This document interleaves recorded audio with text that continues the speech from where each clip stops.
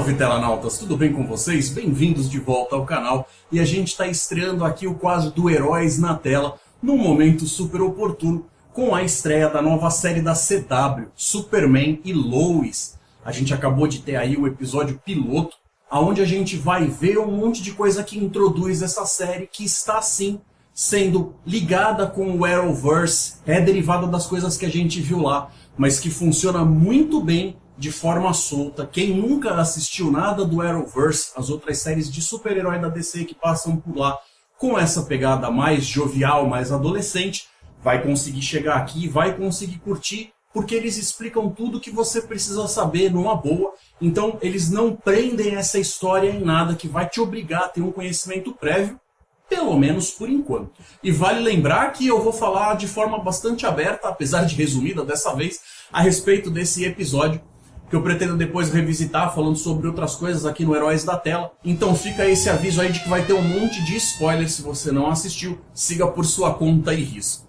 A série veio regada de referências, com um monte de situações visuais, lugares, pequenas citações de coisas e eventinhos que acontecem ao longo das outras produções, seja as mais antigas, até com o próprio Christopher Reeve, de repente alguma coisa lá, com o Jim Kane, lembra dele na década de 90, que fez Lois e Clark. A gente tem uma série de coisinhas e participações de pessoas que a gente já viu espalhadas por essa franquia, por esse nome,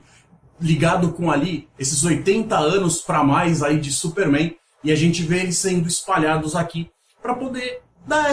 esse gostinho, essa coisinha extra, esse sabor de algo que está começando, e a gente sabe que isso é o tipo de coisa que eles já fazem faz um bocado de tempo, então estão mantendo a tradição aqui. O que muita gente provavelmente vai estranhar é que essa série ela vai se basear muito mais em alguma coisa, pelo menos aparentemente, com as dicas que a gente está recebendo aqui nesse primeiro episódio, com coisas mais familiares, problemas menores. A gente sabe que o Super-Homem, que é considerado um deus na Terra, capaz de fazer tanta coisa, vai ter muito pouca gente para enfrentar num orçamento de TV, não é mesmo? Então não é de se estranhar que eles vão acabar prendendo certas coisas da história num âmbito muito mais psicológico, familiar, trazendo as coisas para problemas muito mais internos que não importa o quanto este ser seja poderoso, ele vai acabar tendo que enfrentar aquilo ali quase que do ponto de vista de um homem comum, com o agravante de que, por não ser um homem comum, uma série de outros problemas e cobranças vão acabar vindo todas juntas. Se no filme de 2006 do Bryan Singer a gente foi apresentado a ideia do Super-Homem ter um filho, aqui eles resolvem trazer logo gêmeos.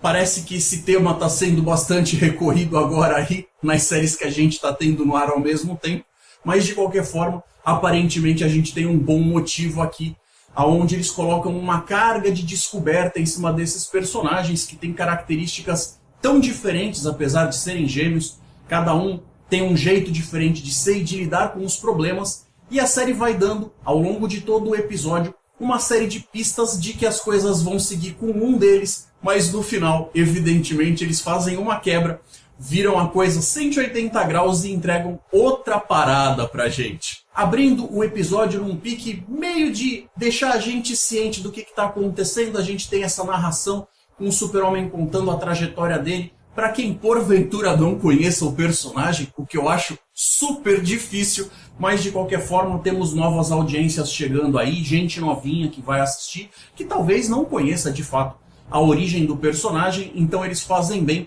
de pelo menos dar essa ambientada para a pessoa poder não chegar desavisada e curtir o que vai vir depois. Então a gente vê quando ele ainda está com aquela fase mais sem barba ali, numa das primeiras apresentações públicas dele, num uniforme que faz uma ligação com aquele desenho animado lá da década de 50, que ficou super bacana. Uma coisa onde quando ele encontra com o garotinho que ele salva lá e o garoto fala pra ele: gostei do uniforme. Ele: é minha mãe que fez. De repente você aí em casa pode até estar se dizendo algo do tipo: puxa, mas que atorzinho mais inexpressivo que foram pegar. Eu não tenho problemas com ele, não acho que ele seja de fato um mau ator. A forma como ele está trazendo a interpretação dele desse personagem me agrada mais, por exemplo, do que o próprio Henry Cavill, que tem um baita de um carisma, mas está fazendo lá, por causa do Zack Snyder, um personagem muito mais sombrio e amargurado, que não é o que eu quero ver no meu Super-Homem. Meu Super-Homem sempre vai ser aquele cara que tem um sorriso simpático, aquele jeito gentil, cores, vida e felicidade, alegria vibrante, para você trazer esse negócio da esperança que as histórias dele tanto pedem. O produtor Greg Berlanti tem mandado bem nas produções que tem feito dentro da CW, apesar deles terem essa pegada muito mais malhação, muito mais sessão da tarde, onde eles tiram um pouco o foco daquele negócio mais fiel do quadrinho, de você fazer quase que uma leitura literal, apesar de eu achar que eles mandam bem o suficiente, por exemplo, com as caracterizações dos uniformes e até outros aspectos da produção ali, mas de qualquer forma, eles sempre vão colocar uma pegadinha de uma novelinha juvenil, com um amorzinho, com um romancinho de fundo que pode não agradar todo mundo. Eu particularmente acho que não está estragando, e se esse for o preço para a gente ver uma produção de qualidade, que seja. Eu sei que essa série não foi feita pensando em mim especificamente, mas eu acho que eles estão conseguindo mandar bem a tempo o suficiente para eles terem pelo menos o benefício da dúvida. E se parte da motivação do porquê que o Super-Homem se comporta da forma como faz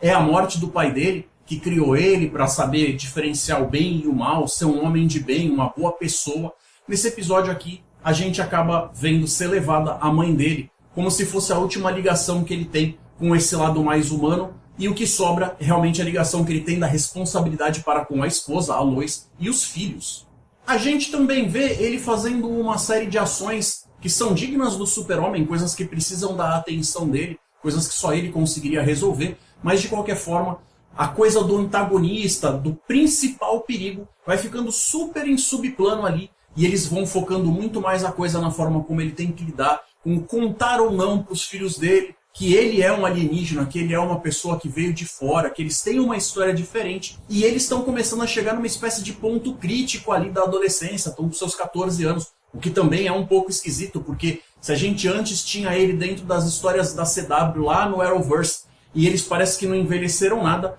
para ele a gente até tem a desculpa de que ele possa ter um envelhecimento muito mais desacelerado, mas com a Lois essa desculpa não iria colar tão bem, e 14 anos, bem ou mal, fazem sim alguma diferença ali. Mas de qualquer forma a gente só vai ter um embate ou alguma forma dele entrar em contato com esse perigo lá bem pertinho do final, apesar das dicas já terem sido plantadas ao longo de todo o episódio, e eles deixam o final super em aberto. Eu acredito que quando a coisa acontecer, vai ter uma parada meio mind blow ali, porque eu prevejo que vai ter algumas coisas que vão fazer com que eles coloquem mais dramaticidade em cima dessa revelação. O inimigo ali, ou o antagonista, estava o tempo inteiro de capacete, mas eu creio que talvez ele possa ser muito mais familiar do que a gente pode estar imaginando. Vamos ter que ver